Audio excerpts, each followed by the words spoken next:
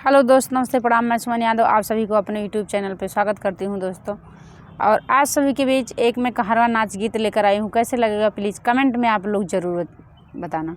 फुल आवाज़ करके सुनना, तभी आनंद आएगा। कोई भी गीत रहे, अगर फुल आवाज़ करके सुनेंगे आप, तभी आनंद उसका आएगा और तभी उसका अर्थ कोई निकलेगा।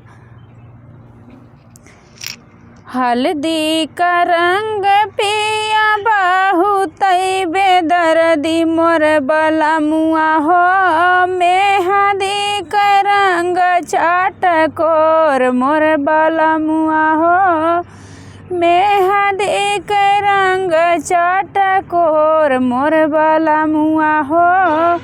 गैला विदेशवा पियावा भेजला नाही पतिया मोर बलमुआ हो, कैसे लागे जियरा तुहार मोर बलमुआ हो, कैसे लागे जियरा तुहार।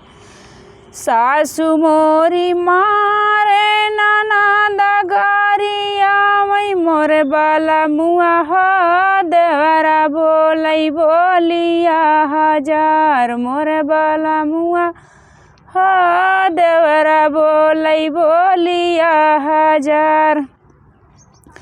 काली रे कोयलिया बिरही बोलिया बोलै मोर बलमुआ हो, पपिया बोलै बोलिया कटार मोर बलमुआ हो, पपिया बोलै बोलिया कटार।